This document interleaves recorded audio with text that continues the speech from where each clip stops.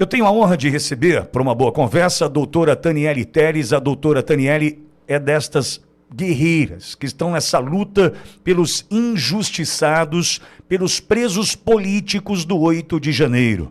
Doutora Taniele, bom dia, seja bem-vinda mais uma vez ao Auriverde Brasil. Bom dia, Pitoli. É um prazer falar com você, um prazer falar com a tua audiência e dizer que nós estamos aí, estamos na luta desde o dia 8 de janeiro e não iremos desistir, meu amigo, até que todos os inocentes estejam em casa com suas famílias em liberdade. Essa é a nossa luta. E ontem a senhora me passou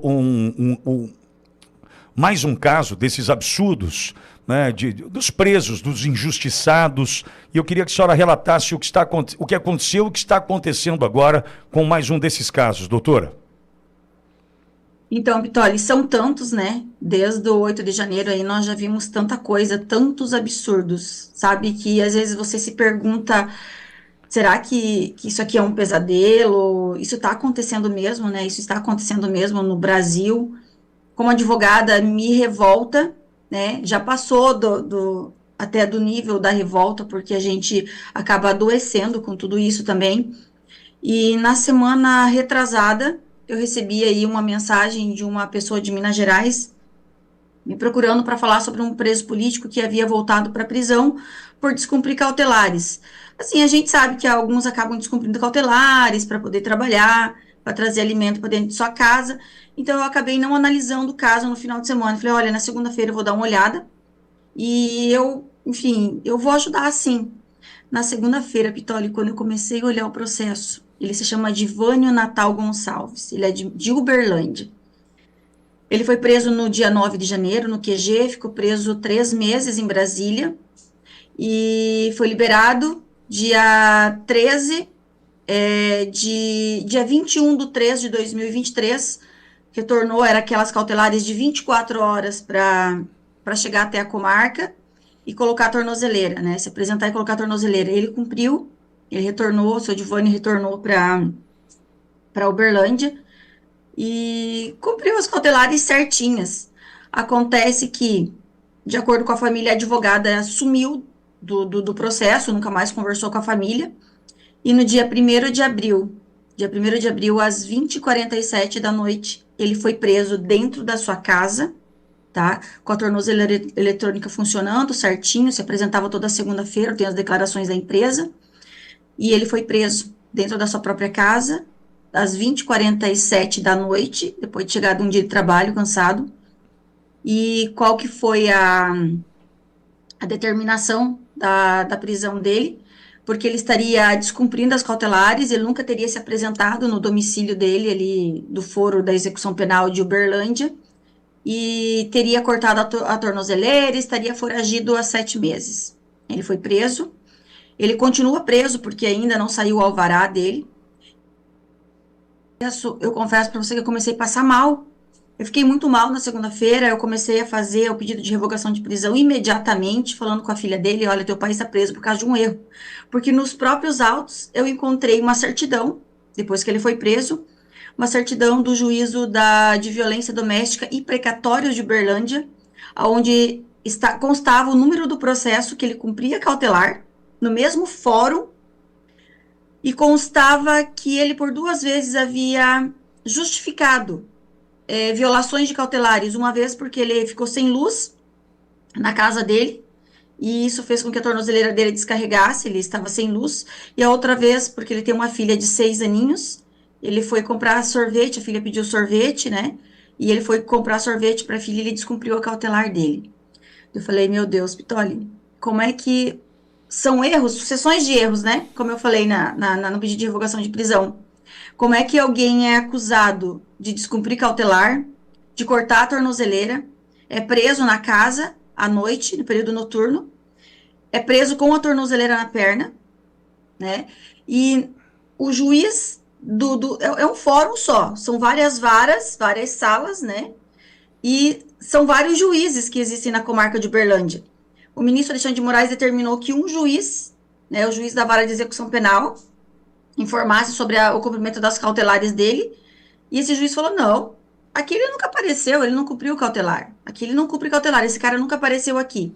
Porém, ele estava cumprindo a cautelar no gabinete ao lado ali, no próprio fórum, mas no juízo de precatórios e violência doméstica. E esse cara está preso até hoje, Pitoli. Ele está preso até hoje. Eu fiz o pedido de revogação de prisão. Ele tem problema de audição, ele tem uma deficiência auditiva, tem um probleminha na perna também, ele manca.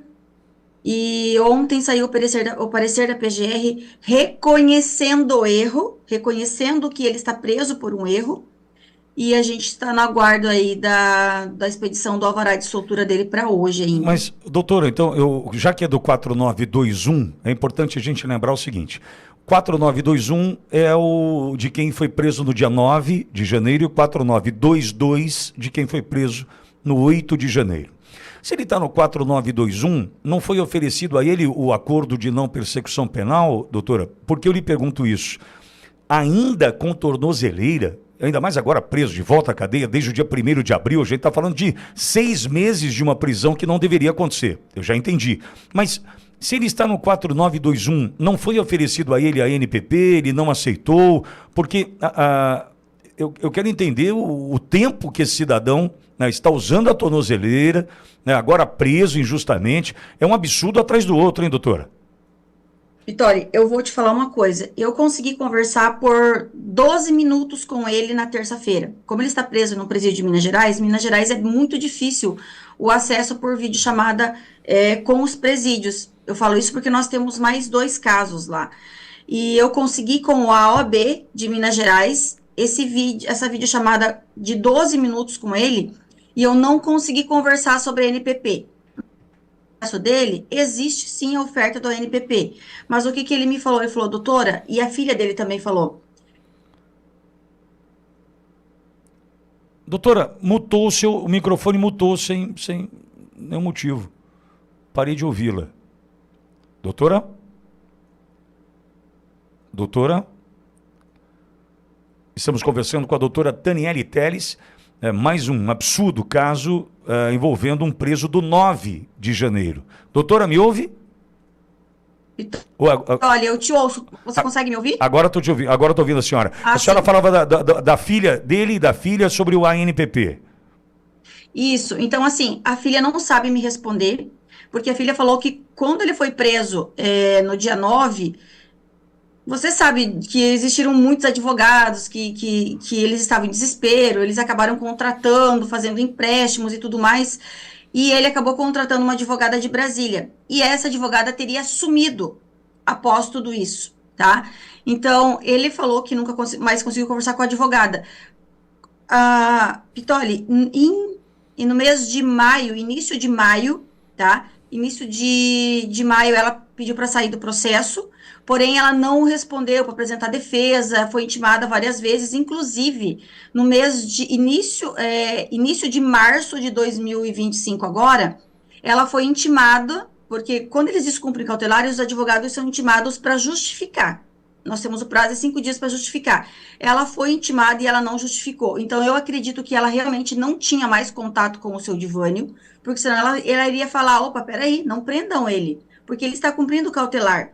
Mas foi ignorado essa intimação e ele foi preso. Então, assim, eu não vou te falar se ele sabe desse ANPP, porque tem muitos réus, Pitoli, que são muito humildes, tá? Eu imagino. Extremamente humildes, perdem o contato com os advogados não respondem mais, e eu não sei falar para você se esse ANPP que está nos autos chegou ao conhecimento do seu Divânio.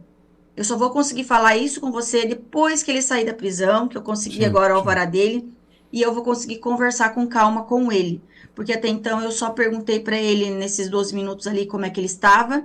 Ele se emocionou bastante porque ele lembra de mim de Brasília, aí fui me apresentar para ele e falou, doutor, eu sei quem a senhora é. E o que a senhora está fazendo aqui? Eu não tenho dinheiro para lhe pagar. Eu falei, não se preocupa não, eu vou mandar o senhor para casa. E o que ele falou para mim nesses 12 minutos, doutora, eu cumpri as cautelares certinhas, eu fui presa na minha casa, eu fui preso com tornozeleira, eu vim para o presídio com tornozeleira e fiquei na cela quase mais de uma semana com a tornozeleira da minha perna, porque o presídio viu que era um erro, que falavam que eu tinha descumprido as cautelares, que eu tinha cortado a tornozeleira, mas eu estava de tornozeleira. Então, eu imagino, Pitoli, que na esperança de que alguém reconhecesse esse erro, poxa, ele está acusado de ter cortado a tornozeleira, mas ele está de tornozeleira. Vamos manter ele de tornozeleira para a gente mandar ele para casa logo. Mas, como nós sabemos que toda e qualquer revogação de prisão é apenas com a decisão do ministro Alexandre de Moraes, ele ficou por mais de uma semana com a tornozeleira na perna, dentro do presídio, já preso, né? E, enfim, só depois disso que tiraram. Então, eu conversei muito rapidamente com ele. Essa questão do NPP eu não consegui chegar a discutir com ele, só depois que ele sair agora. Perfeito. Doutor Cláudio Cofre, colega de profissão da senhora, tem uma questão. Pois não, Cláudio?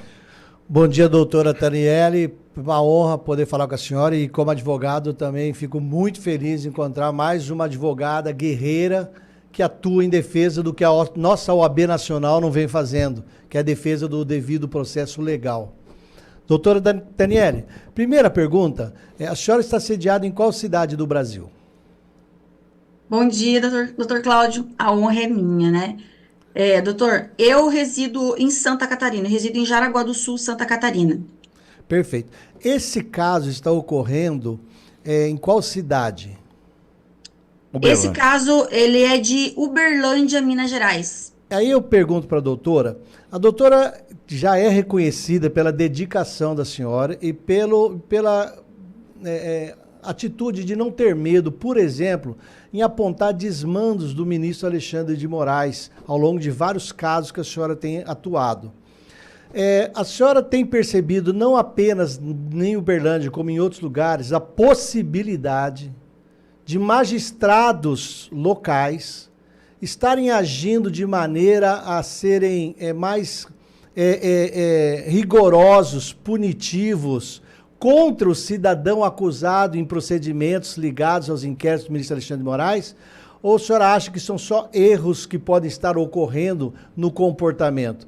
Existe um pedaço da magistratura que, como infelizmente a gente é obrigado a lembrar, o juiz instrutor Ayrton Vieira, desembargador em São Paulo, nos áudios deixou tão claro o quanto ele é alinhado com a prática desses abusos? A senhora percebe isso, doutora? Claramente. Tanto que, nesse caso, não é um erro. Tanto que eu pedi para oficiar corregedoria, eu pedi para oficiar o CNJ e nós iremos atrás disso, porque eu estou falando de 6 meses, Cláudio, mais de 6 meses que o inocente está preso. São 6 meses de vida, 6 meses que não volta mais para o seu divânio. A gente vê essa questão punitiva, ideológica, esse ódio, esse descaso, esse desprezo que eles têm com os réus. Enfim, eu atuo aí hoje, só no STF, são quase 170 processos, né? Que ainda estão para julgamento e algumas execuções penais. Fora as outras, enfim, acho que tem mais de uma centena de réus que já foram julgados. Existem muitas outras ações aí que ainda são sigilosas, né? São algumas dezenas de ações que são sigilosas, que estão em investigação, que ainda não aparecem no STF. Você não encontra essas PET, que a gente chama no STF, por exemplo, da Operação Nero, são vários réus que eu cuido, e alguns que a gente assume, mas eles não retificam. Então, são centenas de casos que eu atuo. Existe assim, claro que quando se trata de um réu do 8 de janeiro, existe algo muito mais rigoroso e existe aquele rancor com que eles tratam os casos. Esse caso, como eu enfatizei aqui no início, doutor, esse caso, nós estamos falando da comarca de Uberlândia. Existe um fórum na comarca de Uberlândia, existe um sistema do TJ de Minas Gerais. O ministro Alexandre de Moraes, ele encaminhou isso para um juiz da vara de execução penal, tá? Se esse juiz tivesse o cuidado de fazer uma ligação ou requerer ali que, enfim, o assessor dele mandasse um e-mail para a central de monitoramento para saber se essa pessoa estava sendo monitorada, se ele digitasse o nome do divânio no sistema dele do TJ, tá? Digitar o nome do divânio ou o CPF, ele iria ver que não na vara dele, mas na vara ao lado estaria ocorrendo um processo de cumprimento de cautelares, né, na vara de precatórios ao lado. Então, o descuido e o descaso que eles tratam os casos do 8 de janeiro, com certeza, tem um viés ideológico, sim. Existe um certo desprezo, até nas próprias decisões que juízes podem tomar, né? Às vezes a gente precisa peticionar alguma coisa ali, é muito difícil, eles não querem entregar comprovante, os réus têm que ficar se humilhando, gravando toda semana. Eu estou aqui no fórum hoje, na segunda-feira, e mandar isso para a gente, porque alguns eles se sentem até intimidados, tá? E imagine agora, nas questões aí até dos próprios ANPP, a gente teve muitas situações aí com relação o réu ter que ficar insistindo que queria iniciar para fazer o curso, fazer as horas. Existe sim todo um descaso, tá, doutora? A gente vê isso claramente. E aí, doutora, essa é uma das coisas que mais me preocupa e preocupa a todos nós o direito. A gente vê a omissão da OAB Federal, do Conselho Federal da OAB, sabe que existem muitos advogados lá em cima na OAB que estão preocupados em garantir alguns acordos, alguns processos, algumas situações favoráveis por causas que eles têm interesse e que há um acordo sobre isso. Mas é triste ver que vários magistrados pelo Brasil inteiro se aliam a esse modelo de abuso de autoridade, de descaso com o devido processo legal, todos preocupados em duas coisas: em provar sua fidelidade ideológica ou garantir algum futuro na carreira, né, doutor? É triste ver que o cidadão honesto, o cidadão perseguido, ele realmente tem um aparato do Estado contra ele, né? E como eu te falei, esses réus do 8 de janeiro, doutor, é muito pior a situação deles, porque assim, são pessoas que da noite para o dia foram marginalizadas, foram criminalizadas, pessoas que nunca enfrentaram processo criminal, não sabem, geralmente nós que trabalhamos com processos criminais, às vezes a gente chega para conversar com o réu, ele já fala para a gente, doutor, eu vou ficar aqui, vou tirar tanto tempo, eles já são acostumados, né? E os réus do 8 de janeiro, simplesmente, eles caíram da noite para o dia, exatamente, não entendem nada. O seu Edivânio, né? Na simplicidade dele, o rapaz do fórum não entregava para ele um comprovante, ele poderia, né? Se fosse orientado, no caso, ele tinha uma advogada, orientado para fazer um vídeo, olha, eu acabei de sair do fórum, estou aqui no fórum, vou tirar uma foto da folha que eu assino, mas são pessoas, como se fala, marinheiros de primeira viagem, e o pior, não é só os magistrados que estão contra os réus e contra as próprias defesas, nós temos a própria OAB, doutor. Isso. Nós estamos bem indignados, tá? Porque pelo Instituto Gritos de Liberdade nós temos uma advogada contratada, que é a doutora Ana Carolina Cibucci, e a doutora Ana Carolina, houve o caso da agressão daquela idosa aqui em Florianópolis, da dona Jusilene, de 62 anos, aqui, onde ela foi agredida por duas faccionadas, quase mataram ela dentro da prisão.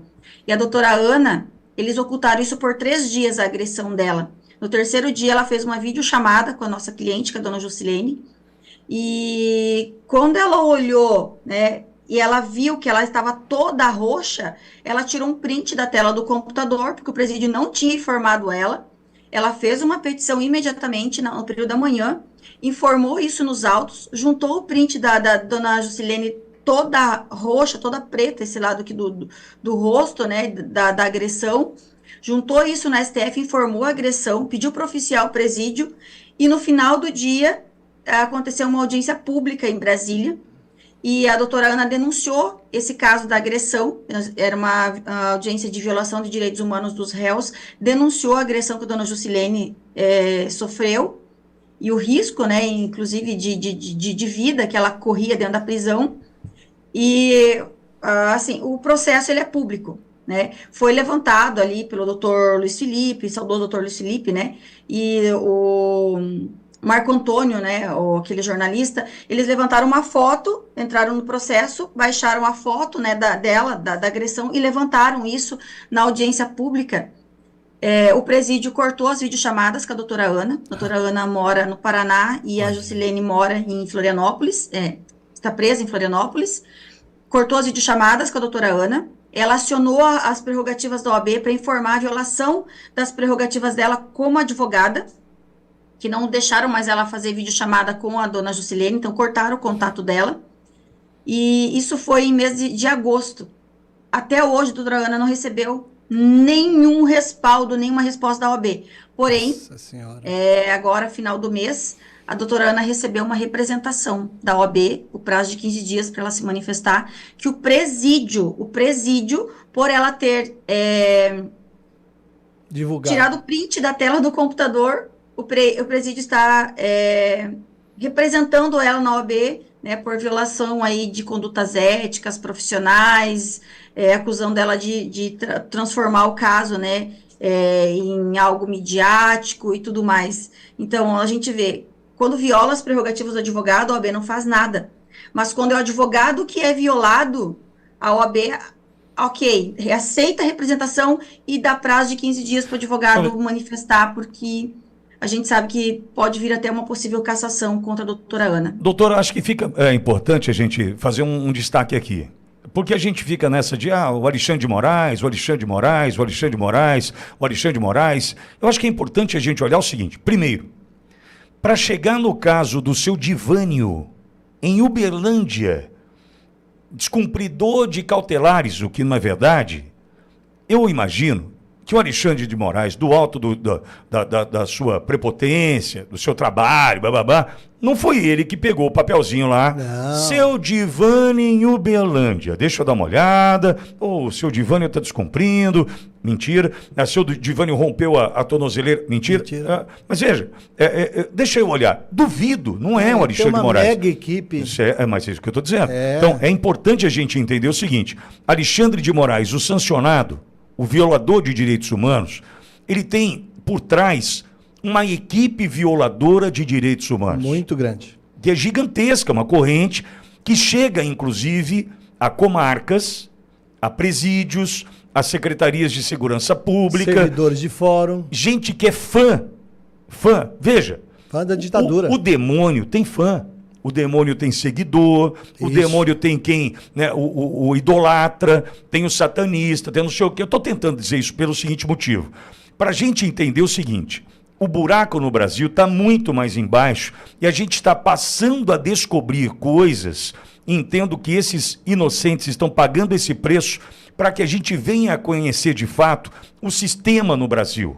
O sistema no Brasil tem Alexandre de Moraes, o perseguidor, o violador de direitos humanos, tem, mas não tem só ele.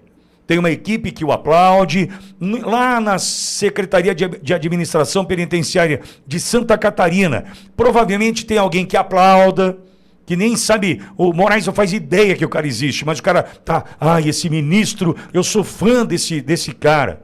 E vão aplaudindo e os absurdos vão acontecendo. Então é bom que o Brasil entenda o seguinte, justiça, esquece.